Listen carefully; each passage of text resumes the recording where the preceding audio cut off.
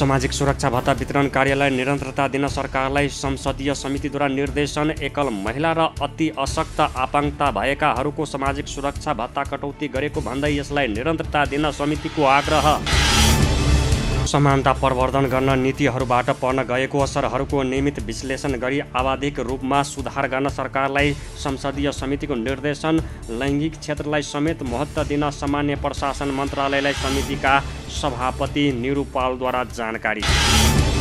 सामाजिक सुरक्षा सम्बन्धी कानुन र प्रचलित व्यवहार बीच भिन्नता देखिएको कारण लबागराहीलाई समस्या। विपदका बेला सरकारले एकल महिला र अति अशक्त आपाङ्गता भएकाहरूको सामाजिक सुरक्षा भत्ता कटौती गरेकोमा संसदीय समितिको आपत्ति। कोरोना भाइरस सङ्क्रमित मध्ये महिला भन्दा पुरुषको सङ्ख्या बढी। PCR विधिबाट हालसम्म 42,488 र RDT विधिबाट 82,116 जनाको नमुना परीक्षण गरिएको स्वास्थ्य तथा जनसङ्ख्या मन्त्रालयद्वारा जानकारी। नेपाली भूमिका विषयमा द्विपक्षीय वार्ताबाट समस्या समाधानको प्रयास भइरहेको सरकारका प्रवक्ता डाक्टर युवराज खतिवडाद्वारा जानकारी। नेपालको नक्सा र भूमि सम्बन्धी विषयमा अन्तर्राष्ट्रियकरण गर्ने योजना नरहेको प्रवक्ता डाक्टर खतिवडाको भनाइ। नेपालले आफ्नो सीमा समेटेर नक्सा जारी गरेपछि दुई देशबीच तीव्र मतभेद। कूटनीतिक तवरबाट समाधान ननिस्के त्यसपछि के गर्ने भन्ने विषयमा छलफल हुने प्रवक्ता खतिवडाद्वारा उल्लेख। पाकिस्तानको कराचीमा A320 मोडलको यात्रुवाहक विमान दुर्घटनाग्रस्त। दुर्घटनाबाट 97 जनाभन्दा बढीको मृत्यु।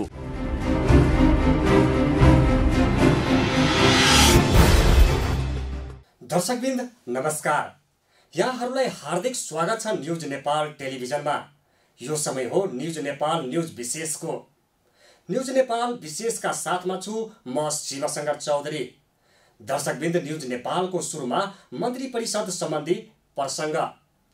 सरकारले संविधानको अनुसूचीमा भएको निशान छापमा रहने नेपालको नक्सालाई पनि नयाँ नक्सा अनुसार बनाउनका लागि संविधान संशोधन प्रस्ताव संसदमा दर्ता गर्ने प्रक्रिया शुक्रबार अघि बढाइएको छ। संविधानको अनुसूची 3 मा निशान छाप सम्बन्धी व्यवस्था छ। संशोधन प्रस्ताव पारित भएपछि नेपालको निशान छापमा पनि सरकारले बुधबार जारी गरेको कालापानी, लिपुलेक र लिम्पियाधुरा सहितको नक्सा हुनेछ। हेर्नुहोस् सरकारको प्रवक्ता सञ्चार मन्त्री डाक्टर युवराज खतिवडाको विचार। प्रधानमन्त्री तथा मन्त्री परिषदको कार्यालयको प्रस्तावमा नेपालको संविधानलाई संशोधन गर्न बनेको विधेयक संघीय संसदमा पेश गर्ने छ। त्यसभित्र चाहिँ खास गरी नेपालको संविधानको अनुसूची 3 मा नेपालको संविधानको धारा 9 को उपधारा 2 सँग सम्बन्धित अनुसूची 3 को सट्टा यसै साथ संलग्न भए बमोजिमको अनुसूची 3 राखिएको छ।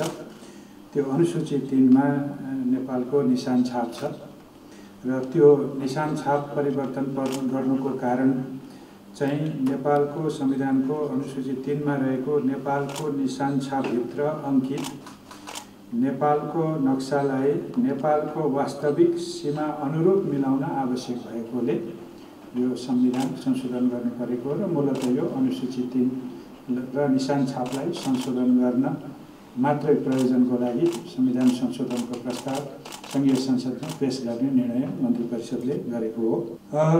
दोस्रो निर्णय चाहिँ केही अध्यादेश हामीलाई थाहा छँदैछ। ती अध्यादेशहरू खारिज गरी नेपाल ऐनको साबिकको व्यवस्था जगाउने अध्यादेश 2077 लाई प्रतिस्थापन गर्न बनेको विधेयक संघीय संसदमा पेश गर्न स्वीकृति प्रदान गर्ने भन्ने निर्णय भएको छ। यो चाहिँ यस अघि जारी गरिएका र चाहिँ खारिज गरिएका अध्यादेशहरू र चाहिँ पुराना कानुनहरूलाई फेरि जगाउने किसिमको विधेयक हो। त्यो यसमा मैले त्यति स्पष्ट गर्न चाहेँ। तेस्रो निर्णय चाहिँ मुस्लिम धर्मावलम्बीहरूको पर्व ईद उल फित्रका दिन सार्वजनिक बिदा दिने भनिएको छ र हामी यो अहिले सैद्धान्तिक निर्णय हो। इस्लाम धर्मगुरुहरूले कुन दिन चाहिँ त्यो उपयुक्त हुन्छ भनेर उहाँहरूले तय गरेपछि दिन तोकिन्छ। अहिले चाहिँ क्याबिनेटले त्यो दिनलाई बिदा दिने भनेर निर्णय गरेको छ। दर्शकवृन्द, यस प्रकार सरकारले संविधानमा नयाँ नक्सा उल्लेख गर्ने प्रस्ताव विधिवत रूपमा शुक्रबारै संसदमा पनि प्रवेश गराएको छ। यसका लागि सरकारले संविधान संशोधन प्रस्ताव संसद सचिवालयमा दर्ता गराएको छ। कानुन न्याय तथा संसदीय मामिला मन्त्री शिवमाया तुम्हाम्पेले संविधान संशोधन विधेयक दर्ता गराउनु भएको हो।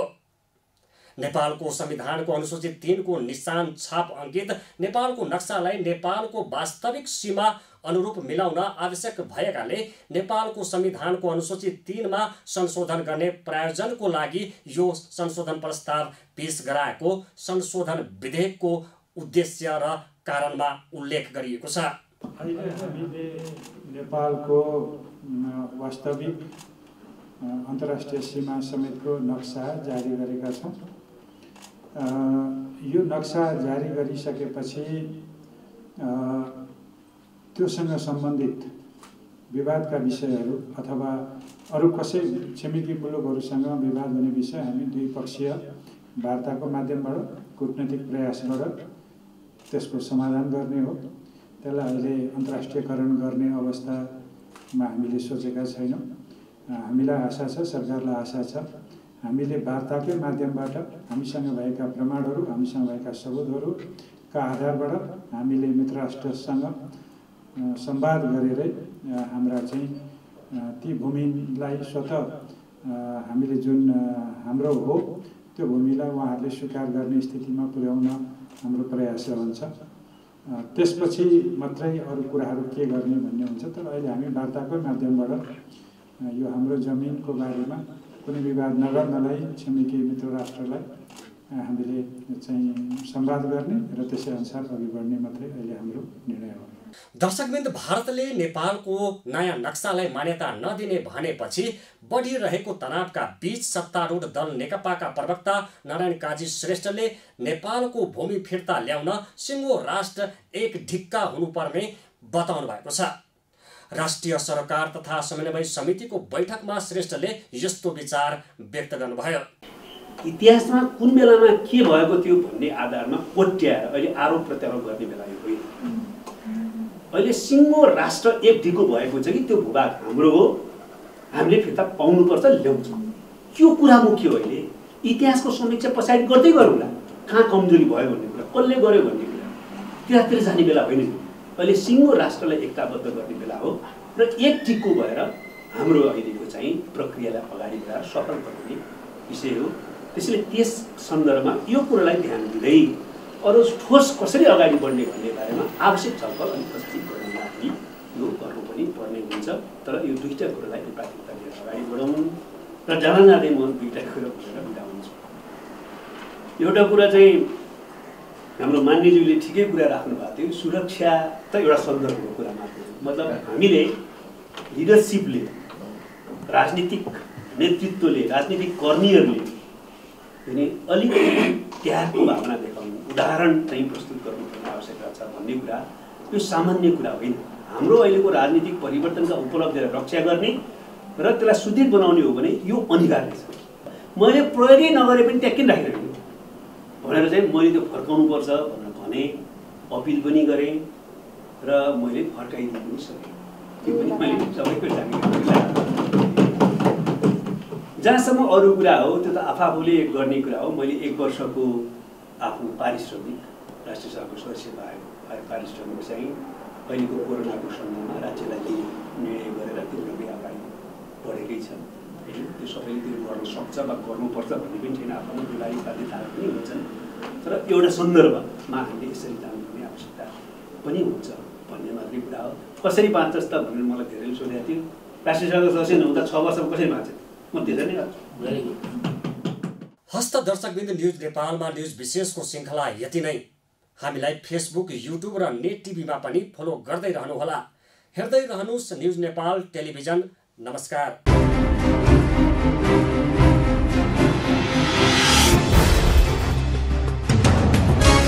सामाजिक सुरक्षा भत्ता वितरण कार्यलाई निरन्तरता दिन सरकारलाई संसदीय समितिद्वारा निर्देशन। एकल महिला र अति अशक्त आपाङ्गता भएकाहरूको सामाजिक सुरक्षा भत्ता कटौती गरेको भन्दै यसलाई निरन्तरता दिन समितिको आग्रह।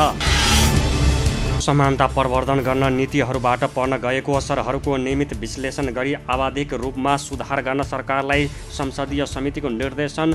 लैङ्गिक क्षेत्रलाई समेत महत्त्व दिन सामान्य प्रशासन मन्त्रालयलाई समितिका सभापति निरूपालद्वारा जानकारी। सामाजिक सुरक्षा सम्बन्धी कानुन र प्रचलित व्यवहार बीच भिन्नता देखिएको कारण लवाग्राहीलाई समस्या। विपदका बेला सरकारले एकल महिला र अति अशक्त आपाङ्गता भएकाहरूको सामाजिक सुरक्षा भत्ता कटौती गरेकोमा संसदीय समितिको आपत्ति। कोरोना भाइरस सङ्क्रमित मध्ये महिला भन्दा पुरुषको सङ्ख्या बढी। PCR विधिबाट हालसम्म 42,488 र RDT विधिबाट 82,116 जनाको नमुना परीक्षण गरिएको स्वास्थ्य तथा जनसङ्ख्या मन्त्रालयद्वारा जानकारी। नेपाली भूमिका विषयमा द्विपक्षीय वार्ताबाट समस्या समाधानको प्रयास भइरहेको सरकारका प्रवक्ता डाक्टर युवराज खतिवडाद्वारा जानकारी। नेपालको नक्सा र भूमि सम्बन्धी विषयमा अन्तर्राष्ट्रियकरण गर्ने योजना नरहेको प्रवक्ता डाक्टर खतिवडाको भनाइ। नेपालले आफ्नो सीमा समेटेर नक्सा जारी गरेपछि दुई देशबीच तीव्र मतभेद। कूटनीतिक तवरबाट समाधान ननिस्के त्यसपछि के गर्ने भन्ने विषयमा छलफल हुने प्रवक्ता खतिवडाद्वारा उल्लेख। पाकिस्तानको कराचीमा A320 मोडलको यात्रुवाहक विमान दुर्घटनाग्रस्त। दुर्घटनाबाट 97 जनाभन्दा बढीको मृत्यु।